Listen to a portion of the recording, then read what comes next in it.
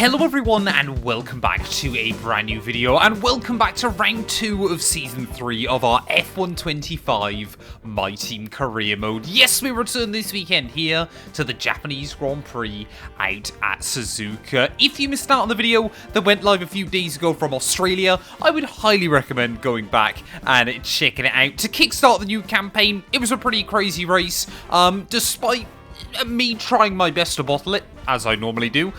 We got a little bit lucky. We managed to pick up a podium in Cadillac's debut there. Max Verstappen took the win. He absolutely dominated the Grand Prix. Lando Norris finishing in P2 there. But back-to-back reigning world champion, Charles Leclerc, fated to see the checkered flag. So did Carlos Sainz as well, who was applying plenty of pressure towards myself towards the end of the afternoon as well. But for the Cadillac team, yeah, pretty happy with how things went. I've listened to some of your guys' comments. I've decided we're going to call the team Cadillac 212 M Sport at the moment. It just allows us, obviously, to fit the whole name in. Because for some reason, despite, you know, Mercedes having a longer name than Cadillac 212 Motorsport would be, EA won't allow it. Absolutely fantastic. I've also found another glitch inside this game. I don't know whether it's plagued any of you guys before, but EA, please fix this. If I head into development, for some reason, I can no longer do single development upgrades. Dual developments work fine, but if I try and do a single development upgrade, it just kind of soft locks itself and the only thing it'll let me do is go back out of it. I can't do it on the powertrain. I can't even do it on the durability side of things. And I haven't unlocked dual development there. So we're in a bit of trouble at the moment with that. So I've got to make sure that every upgrade I do is a dual development one. Now, the patch that came out last week actually fixed an issue inside the game where you could do Phase 4 upgrades before Phase 4 was unlocked. Luckily for me, I managed to get these upgrades in before the update came out. Just with the way I recorded these, I was a little way ahead. So we've actually got some Phase 4 upgrades onto the car heading into this round. As you can see, I think we've still got like 3 upgrades to do. 2 upgrades left on the aero side of things. We've got a few more on the chassis side, but I've spent all of my R&D there. 3 more upgrades to do on the chassis. And then I believe, yeah, we're just waiting on 3 upgrades coming through from the engine department as well. So we might be able to max out this car quite soon. Sadly for us, that still means we are down in P8 overall in terms of raw performance. Pretty much tied with Cadillac there. And you can still see the huge advantage that the top 4 teams have as well. But we're just going to try and push on. We're going to try and fight for podiums and race victories wherever we can. I'm hoping we get some rule changes ready for Season 4. Leave a like, get yourself subscribed. We're trying to hit 150k subs on the channel. If you want early access to all these videos as well, you can do so by clicking the join button below for just £1 a month. But yeah, without further ado then, let's head here to Suzuka. A warm welcome, everybody, from a venue that has seen plenty of sensational laps over the years. Remember, Verstappen in 23, Vettel in 2019, some phenomenal pole laps. But whose will it be today? Well, at the highs of the podium back at Australia, we return here to Suzuka, and this is normally where reality starts coming crashing back down for me. This is a track where the AI are really, really good at getting just about everything out of a Formula 1 car. So we'll wait and see as to what we can do this weekend. We have got some upgrades though, so hopefully, you know, Q2 should still be a bare minimum here. I'm hoping to try and make it into Q3 as many times as I can over the course of this slightly shortened campaign. Throwing the car up through the first few corners. I mean, there's so much grip through the S's. I think Esteban Ocon's already ran like a 124.5. Wouldn't surprise me with how much the circuit ramped up in Melbourne if we could see times into the 122s by the end of qualifying today. But we should wait and see. There was barely hanging on inside track limits through the Degners. To find the limits, you have to push the limits. I'm just trying to drain a load of my battery then down in towards the final couple of corners. Max Verstappen there just about jumping out of the way by the end of the lap as well. A little bit of rear locking to make our way through the Casio triangle, get the power down on the exit of the corner, drive back towards the line. We go 25.5 there, purple in the final sector. Again, that should be us safely into Q2. And there we go then, Esteban Ocon with that 124.5, the top score in Q1. We're not a million miles away though, only half a second off your Piastris, your Verstappens in that first session. Even more importantly, Alexander Albon will make it through into Q2 alongside me. Gabriel Bortoletto in his Audi into Q2 as well. Both Audis making it into Q2 there. So Gasly, despite the fact Williams have looked quite strong out in Albert Park there, Gasly out in Q1, Franco Colapinto barely squeaking by. Both V-Carbs, both Alpines and Jack Crawford also out in that first session. So we're definitely still seeing a little bit of movement in terms of performance. Well, heading straight out then into Q2, all I'm really looking to try and do here is match the time I set in Q1, but one thing, yeah, I'm definitely having to kind of readjust to is how much ERS we've got at our disposal over the course of a lap there. I mean, we're pretty much using it everywhere around the circuit. I think Alex Albon going to need to find a bit more time if he goes out for a second run here. I'm hoping once again that we don't need to. Full throttle back down towards final corner. Actually ran out of deployment that time, but we dip into the 1:24s. It's just a shame everybody else is getting quicker. And there we go then, by the end of Q2, Charles Leclerc, a 123.884. The Ferrari man, he knows that team need to come back strong this weekend. I guess it's your typical 10. You had big four teams, myself, Anna Williams. This time around, though, it is Franco Colapinto that squeaks by just under a tenth of a second over Nico Hülkenberg in his Audi. So I'm sure they would love to try and score some points nice and early on this season.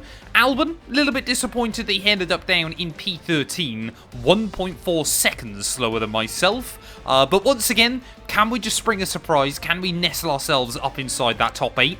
We've really got to cause them some headaches.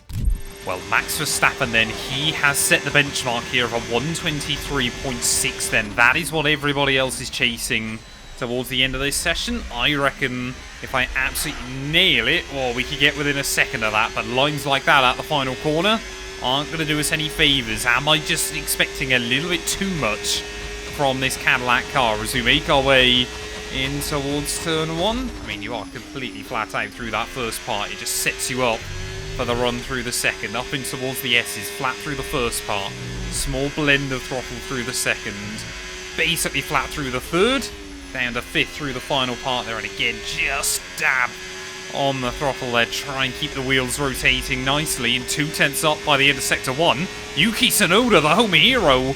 Hadn't really factored him in. Much goes fastest, but immediately Verstappen denies his former teammate an opportunity at glory. What a storyline that would have been if Tsunoda was able to put that car on pole position there. Trying to get the power down out of the hairpin.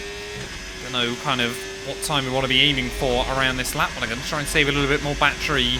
Ready for Sector 3. You can hear the car scraping along the surface. This Suzuka track quite bumpy still. It's old school, this venue.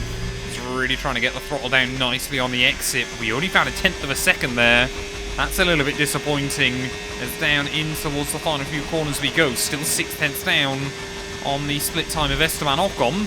Let's really try and nail it on the brakes at the 100-meter board. Attack the first curb there, a little bit wide. Oh, and it completely compromises us on the exit. Nice and tidy on the throttle, though. Not my best lap in the world. 24.8, slower than Q2. We go P9. Well, there we are then. Max Verstappen, he will line up on pole position ahead of Yuki Tsunoda. Lando Norris in third, just ahead of Charles Leclerc and Carlos Sainz. Disappointing. I think had we got the lap nailed, we could have gone quicker than both Mercedes by the end of the session. So again, kind of close, but no cigar. Maybe Mercedes are going to be our biggest threat this season because they do seem to be struggling to keep up with the other top teams. Max Verstappen, though, he'll be looking to try and make it 2 wins in a row. Let's get on with it here for the Japanese Grand Prix. Welcome along to the legendary Suzuka. This classic racetrack boasts a long history dating right back to 1962 when it was first opened. Will more history be written here today at the Japanese Grand Prix? We're southwest of the city of Nagoya today at the unique figure-of-8 Suzuka circuit. 3.6 miles and 18 corners make up a lap here, with average speeds approaching 136 miles per hour. DRS will be available, of course, into the potential passing opportunity at turn 1, although the best place for overtaking will be through 130R and into the final chicane. It's time to see how our drivers are stacking up after yesterday's exciting qualifying session. World champion Max Verstappen starts from pole position, and Yuki Tsunoda completes the front row.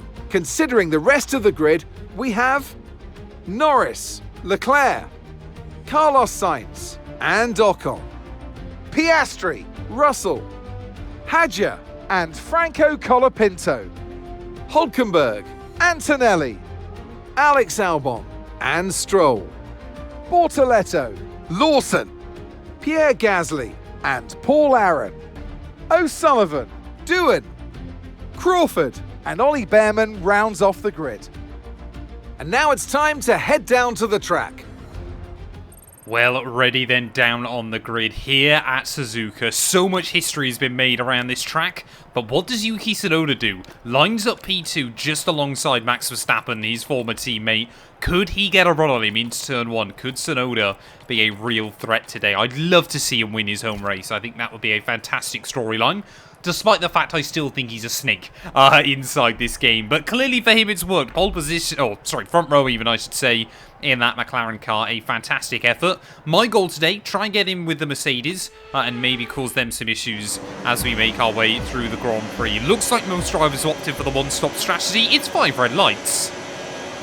Nice lights out and away we go then for the Japanese Grand Prix there. Oh, the Audi of Nico Hülkenberg getting a good start on his softs on the run in towards turn 1. Just want to try and hug the inside line there. Oh, and don't let him get a run past me, as already Russell trying to make a move happen on Oscar Piastri there through the first couple of corners. Verstappen, he's held on to the lead up at the front there as well. Oscar gets a big wobble, almost runs it through the gravel trap. Lucky he was able to gather it up there on the curb, and that was a little bit scary to kickstart this race here. That gets the heart rate going first thing of the morning, but try and make our way then up in towards the Degners. Let's just see how well we can settle down then early on. Hülkenberg already a 1 second gap back to Franco Colapinto, was down the inside of Oscar will go. Hopefully he still had kind of a reduction of confidence from that wobble earlier on in the lap, and well, lap 1 is always the best time to try and make overtakes inside this game, as the Mercedes does seem to be quite slow in a straight line early on there. Shame that we're incredibly slow through Spoon, as Oscar Piastri immediately were trying to have a look for a run back on me. Well, Verstappen leading then by the end of lap 1, but George Russell, yeah, that Mercedes is not that quick in a straight line there, as he's already dropped out of the DRS range of those cars in front. Oh, I wanted to have a look around the outside, down into turn 1, and again, that'll give his teammate Oscar Piastri a bit of a sniff, a bit of a chance to have a look back down the inside there, but I can only assume Hülkenberg then is on the 2-stop strategy. There's a Haas car already into the pit lane then. I would assume that is Jack Crawford, because Antonelli's had a pretty clean, tidy start there up into P11. Colapinto really struggling, but yeah, Russell already out of the DRS of those cars in front. Shame there's only one DRS zone around here, so there's not much chance to overtake. I don't even know if it's in my best interest to try and go for the move on George Russell early on, but we're going to try it anyway. When have I ever been sensible inside this career mode? Round the outside we'll go on the run back down in towards someone there. As Carlos Sainz, actually, another driver on the softer compounded tyres, so maybe that's what Verstappen's on, and that's how he's built up a little bit of a lead nice and early. Have to wait and see about that, but Ocon almost dropping out the range as well of the McLaren car. Let's see if we can get a bit closer to the Red Bull. Oh, here comes Oscar Piastri gaining on me down in towards 130. I mean, you could just hear that Mercedes getting closer and closer. But yeah, Russell is definitely struggling then at the moment. That gap staying pretty stable there. But Oscar Piastri, I think he's got a good chance of trying to close in on Esteban Ocon. So I'm not going to put up any kind of fight back in towards turn 1. He might make a mistake. Now that'll explain why Antonelli's done quite well off the start. Another one on a set of the softer compounded tyre, but Hülkenberg in that Audi, he is just sinking like a stone. Well, we're going to see if we can potentially work just a little bit of an undercut on the AI then at the end of this lap. Slightly earlier than I originally wanted to pit, but yeah, I think ultimately it's probably going to be the right call, and the hard tyres should be fine to the end of the afternoon. We have pushed these mediums a lot throughout these first 12 laps here, as into the pit lane we'll go then. Looks like none of our other top runners in, so That's a little bit surprising. I thought, you know, maybe Ferrari double stacking everything like that, or Red Bull might try and bring one of their cars in, but apparently not. Let's go now. Come on. Perfect job from you and the crew there, mate. We're delighted with that. Looks like Carlos Sainz as well, already on a pretty decent recovery, as Alex Albon, I believe, is going to get themselves inside the top 10 for the first time this year. I was hoping we'd be out just ahead of Stroll and Gasly, but I'm not convinced we will. Try and use some battery in towards turn 1. We'll stay ahead of one of them, and hopefully we're going to have enough grip that the other one isn't going to be much of a problem either there. Got to be careful, though. Got to get these hard compound tyres into a groove quite nicely.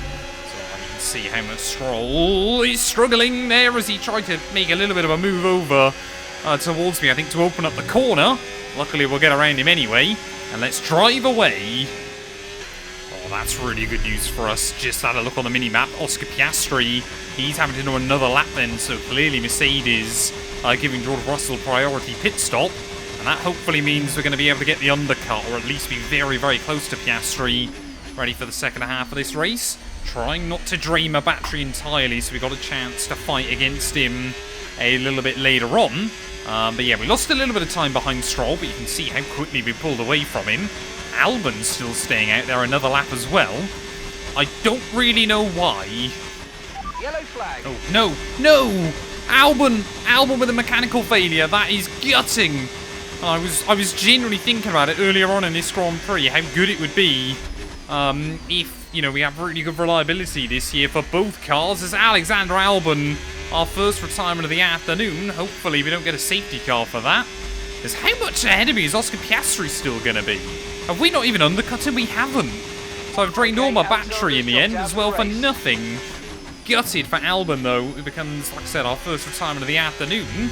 I guess we're back in the range of Oscar, but for how long? Well, I was hoping we could just sit behind Oscar Piastri for a few more laps here before we try and go for a late race attack. But I think the Mercedes man has been told to try and drop us all of a sudden. So if we can get a run back in towards turn 1, I think we've got to try and take it there and just park in front of him up through the S's and try and recharge the battery. Nice and tidy. At that final corner, try and drain any available battery we've got, but we haven't got much of it. As we make the run back down in towards turn 1. Will we get to the Mercedes car?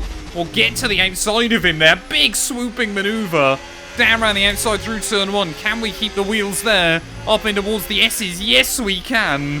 And I've got no idea how we found the grip to get all the way around his outside through that first corner. I honestly thought for a second we were just going to be understeering out towards the gravel. But we've made it through. We're back up into P6. Luckily now I'm able just to recharge the battery because there isn't many places to overtake through this first part of the lap. It does really allow you to kind of dictate the pace. But yeah, we're going to have to be more and more strategic with that towards the end of the afternoon. As I would assume, Oscar will probably try and come back past me pretty quickly. Well, let's see then if the Mercedes is going to get a run on me in towards 130. Down the inside we'll go.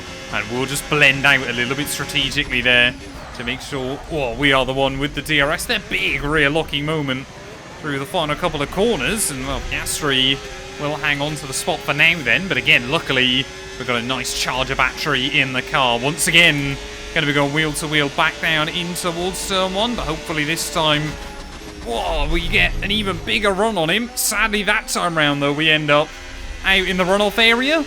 How on earth do I get a warning for exceeding track limits there? That's utterly ridiculous. As Piastri then suddenly breaks away from me. And whilst all this is going on, Sainz is rapidly closing in. Oh, Oscar Piastri! No way! With just 2 laps to go, Oscar Piastri right in front of me! That gave me the shock of my life there. But the Mercedes falling to the wayside then. And a heartbreak for them this afternoon. And I mean, again, another mechanical failure happening to help us out in a GP here. The gap to Carlos Sainz, 1.7 seconds, as he has still been closing in towards the end. But, I mean, we were pushing Oscar so much, perhaps we pushed him into having that issue. I know Russell has had to be quite calm with that car today. And gap to the car in front, 11.9 seconds. It's always just that plume of smoke you're met with immediately that is the scariest thing about that. But I guess we're back a bit of P6 then here. And now I've got to keep my eyes on my mirrors. Oh, poor old Zach O'Sullivan then. Looks like he's going to get lapped in another Grand Prix then early on in his Formula 1 career. I get that the V-Carb isn't a particularly good car anyway, but very, very disappointing for him. As are we going to just get inside the DRS range of the V-Carb? I hope we have, because it will give me one extra line of defense against Carlos Sainz here. Yes, we have. Fantastic. So just try to play the strategy game with that one to our advantage there, as Carlos Sainz will he be able to get a run back in towards turn 1. I've got to go defensive on him. But luckily, yeah, he's not quite going to be able to have the legs on me in towards that first corner now. Oh, he actually gets a brilliant run off of the turn, as we're going to try and start saving some battery there. Nothing he can do around the outside up through the S's. But let's just try and recharge the pack as best as we can here. Don't give that MasterCard McLaren any opportunity to try and look past us towards the end of the GP there. Have to go a little bit defensive, making this car as wide as we possibly can around this venue. But in towards the final few corners though, Max Verstappen once again has been unstoppable here at Suzuka. He loves this venue. It's a venue that we've seen him win so many times now at. And once again, back-to-back victories to kickstart the year. Can anybody take the Dutchman down early on? I don't think so at this stage there, as Sainz again, trying to have a look around the outside. We'll just show him the runoff area there. It's just got to try and get on that throttle as early as we can on the exit. Drain all of the battery as we make our way down in towards 130R. Side by side we'll go though, as Carlos there thought about trying to get a run right around the outside. Again, we'll switch to the right-hand side of the circuit. Really try to defend in through these final few corners. It's not quite a podium, but it is another big haul of points on the board. P6 here at Suzuka. It's another victory and a champion's performance from Max Verstappen.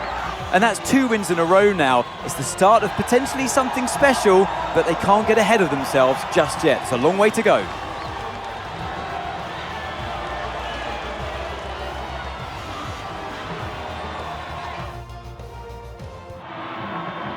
From lights out to the checkered flag, this is what they're racing for. It's points and a trip to the podium.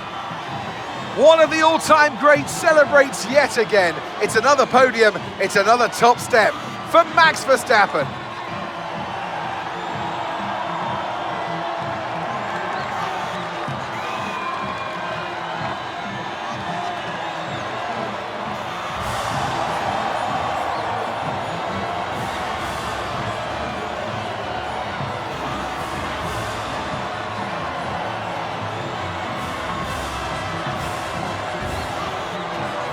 Well, there we are then. Max Verstappen, 2 from 2 so far this season. What a start to the campaign it's been for the Dutchman, and I'm sure he'll be looking to try and carry that on for the foreseeable future. You know, Max is one of those drivers that likes to dominate, not give anybody else a chance. And well, he won by, I believe it was 6 seconds last weekend. 8 seconds here.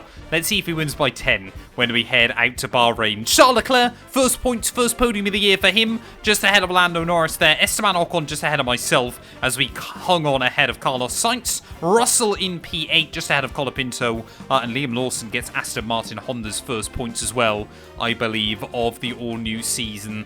Gutted because I think Albon could have been in that fight right towards the very end. But our teammate and Oscar Piastri both failing to see the checkered flag. What does that do to our championship though? Well, Verstappen 20 points clear out on top on the maximum 50-point score. But by sheer consistency then, Isaac Hadjar, we are up in P4, just 1 point behind Yuki Tsunoda in P3 there. Lando Norris, a couple of good results as well, sees him as Verstappen's nearest competitor early on. But yeah, ahead of Ocon, ahead of Leclerc, ahead of both Mercedes as well.